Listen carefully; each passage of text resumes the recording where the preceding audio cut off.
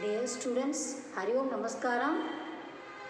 Already we have to study the GTP. Just again I recall GTP. Okay children, you look at formula is very important. GTP is the market value of all the final goods and services produced in the country during a time period. You look at formula GTP equal C plus I plus G plus X minus M. C consumption, I investment, G government expenditure, X minus M exports minus import. Already we have to thorough. Students, very important one. The GDP of India includes only the market value of goods and services produced in India. Students, one of the best example, the market value of apples produced in Kashmir. The apples is valuable. Apples produced in Kashmir are included in our GDP. Since Kashmir is in India, the same time, the market value of apples produced in California, even if they are sold in Indian markets, are not included in our GDP because California is in US. Okay children? Dear students, now we are going to learn methods of GTP calculating. Methods of GTP calculating 3. You look at here. First one, expenditure approach. Second one, income approach. Third one, value order approach. Methods of GDP calculating expenditure approach, income approach and value ordered approach. Now we are going to learn one by one. First one, expenditure approach. In this method, the GDP is measured by adding the expenditure on all the final goods and services produced in the country during a specified period. Student, the expenditure approach, you look at formula Y equal C plus I plus G plus X minus M. C, private consumption expenditure. I, private investment expenditure. G, government expenditure. X minus M, net exports. Students, very important one,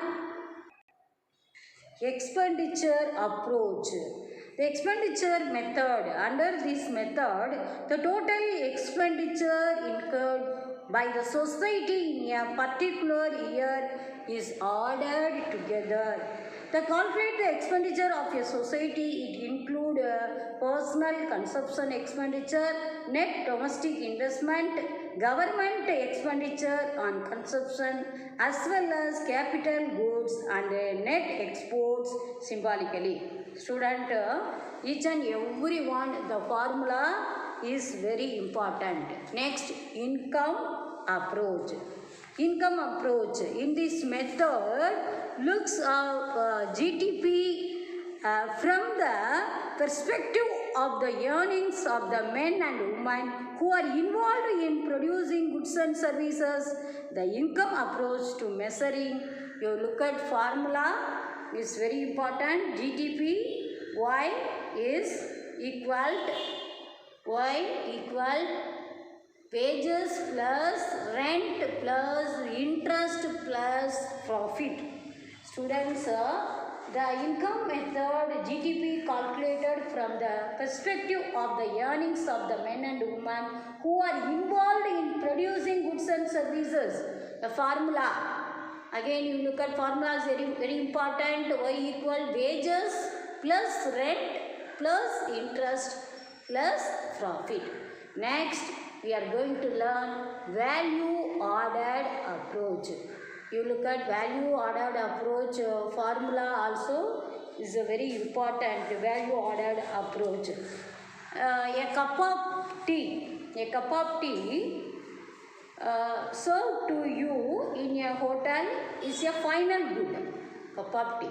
First you look at formula. Tea powder plus milk plus sugar equal tea. By intermediate goods equal final goods. Student, the goods used to produce a tea powder, look at here, tea powder, milk and sugar are intermediate goods. Look at here properly, tea powder plus milk plus sugar, intermediate goods. Since they form a part of the final goods, the cup of tea. So that already we have to study the final goods. One way to measure the market value of the cup of tea is to add the value produced by each intermediate good used to produce it. The sum of the value ordered by all the intermediate goods used in production gives as the total value of the final goods produced in the economy. Students, mainly the value of intermediate goods equal value of final goods. What are the importance of GDP? Study of economic growth, comparison with the developed countries of the world, estimate the purchasing power, study of public sector, guide to economic planning. Next, we are going to learn limitations of GDP. Students, now we are going to learn limitations of GDP. Limitations very important. Now we are going to learn one by one. First one, several important goods and services are left out of the GDP. Next, GDP measures only quantity but not quality. Next one, GDP does not tell us about the way income is distributed in the country. Fourth one, GDP does not tell us about the kind of life people are living. Now, one by one, we are going to learn. First one, several important goods and services are left out of the GDP. Students, the GDP includes only the goods and services sold in the market. The services provided by parents to their children. You very well know the services provided by parents to their children is very important, but it is not included in the GDP because it is not sold in the market. Next, students, likewise clean air, which is vital for a healthy life, has no market value and is left out of the GDP. Student, next point, GDP measures only quantity but not quality. In the 1970s, schools and banks did not permit the use of ballpoint pens. This is because the ones available in India were of very poor quality. Since then, not only has there been a substantial increase in the quality of ballpoint pens produced in India, but their quality has also improved a lot. Students, next, the GDP does not tell us about the way income is distributed in the country. The GDP of a country may be growing rapidly, but income may be distributed so unequally that only a small percentage of people may be benefiting from it. Next, the GDP does not tell us about the kind of life people are living. A high level of per capita real GDP can go hand in hand with the very low health condition of people and democratic political system, high pollution and suicide rate also. Students, now composition of gross domestic product GDP. composition of gross domestic product, GDP, primary sector, secondary sector, tertiary sector. So primary sector, already you know very well, primary sector, agriculture sector, agricultural operation are undertaken. Allied activities of productions of raw materials are concentrated. Example, agriculture, cattle farm, fishing, mining, forestry, corn and coal. Next one, secondary sector, industrial sector. It is an industrial sector. Commodities are produced by transforming the raw materials. Examples, iron and steel industry, cotton textile, jute industry, sugar, cement, paper, and petrochemical, automobile, and small scale industries. Next one, tertiary sector. It is known as service sector. Some of the examples, service of government, scientific research, transport, communication, trade, postal, telegraph, banking, education, entertainment, healthcare, and information technology. Students, now we are going to learn contribution of different sectors in GDP of India. Contribution of different sectors in GDP of India. India is the second largest producer of agricultural products. India accounts for 7.39% of total global agricultural output. Students, you look at here, in industrial sector, India world rank is 6.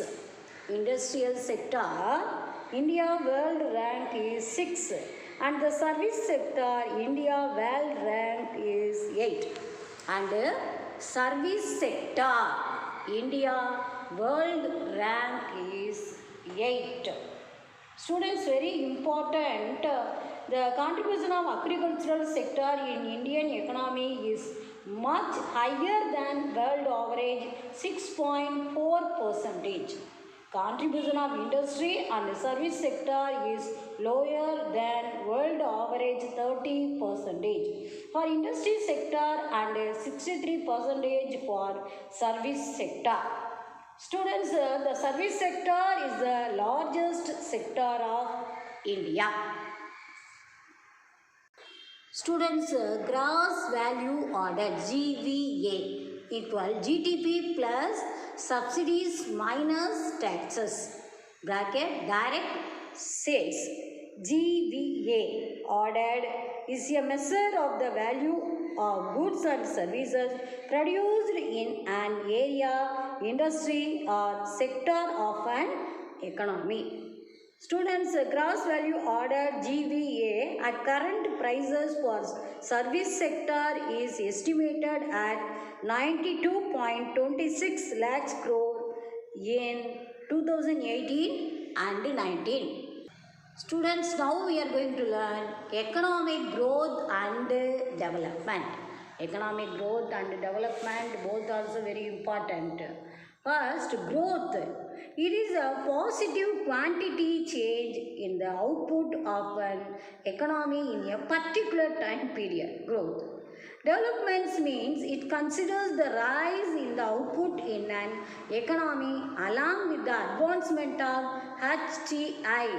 HDI, Human Development Index, which considers a rise in living standard, advancement in technology and overall happiness index of a nation. Students, HDI, Human Development Index, is a composite index of life expectancy at birth, adult literacy rate and standard of living measured as logarithmic function of GDP adjusted to purchasing power parity. Students, what are the difference between growth and development? What are the difference between growth and development? Economic growth is a narrower concept. Economic development is a broader concept. Growth, one of the quantitative in nature, development qualitative nature. Students rise in parameters like GDP, GNP, FDI, FII, etc. Rise in life expectancy rate, infant improvement in literacy rate, infant mortality rate and poverty rate, etc. Students growth side, it is short term in nature, development side long term in nature. Here developed nation, here developing economies. Here increase in national income, here increase in real national income, that is per capita income. Students, economic growth does not emphasize on the fair and equal distribution of wealth, income among all its people. But development focuses on a balanced and equitable distribution of wealth among all individuals and tries to uplift the downgrade societies. Okay, children, now you clear? Now, the developmental both based on GDP and employment. The developmental both based on GDP and employment. India first undertook the policy of closed trade. This was to give a thrust to domestic industries and reduce dependence on foreign product and companies. Till 1991, trade and interaction with the outside the world remained limited. In 1991, India began to follow the policy of free trade and liberalization and allowed foreign companies to enter the Indian economy.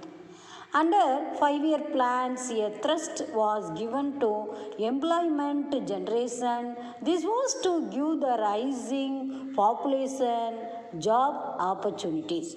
Rural development was also given importance. Poverty alleviation came as a result of rural development and a part of the development path of India. The public sector was given significant importance. Private companies and industries were subject to strict regulations.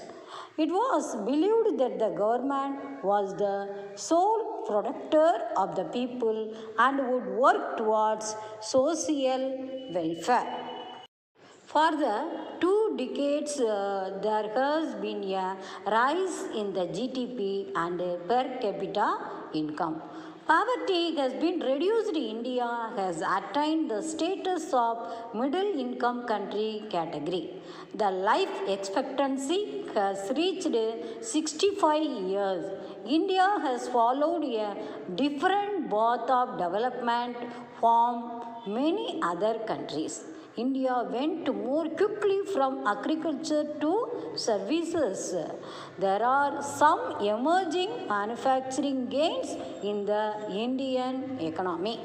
Students, factors supporting Indian development. The factors supporting Indian development. What are the factors supporting Indian development? A fast growing population of working age is an important factor. 700 million Indians are under the age of 35 and the demographics of Indian growth is the next 20 years at least. India has a strong legal system that helps to the growth of Indian development. There are many English language speakers, which is a key to attracting inward investment from companies such as those specializing in information technology. India's economy has successfully developed highly advanced and attractive clusters of business in the technology space. For example, the rapid emergence of Bangalore as a hub for global software business. External economies of scale have deepened their competitive advantages in many related industries. Friends, now we are going to learn growth of GDP and economic policies. Agricultural policy, industrial policy, new economic policy. One by one, we are going to learn. Growth of GDP. The government of India framed many economic policies for increasing the rate of economic growth. Agricultural policy. Agricultural policy is the set of government decisions and actions relating to domestic agriculture and import of foreign agricultural products. The goal of agricultural policies is achieving a specific outcome in the domestic agricultural product market. What are the example of some agricultural policies? Price policy, land reform policy, green revolution, irrigation policy, food policy, and agricultural labor policy, cooperative policy. Next, industrial policy. It is an important aspect of any economy. It creates employment, it promotes research and development, it leads to modernization and makes the economy self-sufficient. It is closely related to development of trade. Some industrial policies, textile industry policy, sugar industry policy, price policy of industrial growth, small scale industrial policy, industrial labor policy. Student, next one, new economic policy. It aims to make the Indian economy fastest developing economy in the globe. Some economic reforms, new model economic reforms such as liberalization, privatization and globalization. These economic reforms had influenced the overall economic growth of the country in a significant manner. Okay children, are you clear now? Now lesson is over. We are going to mark book exercise tomorrow.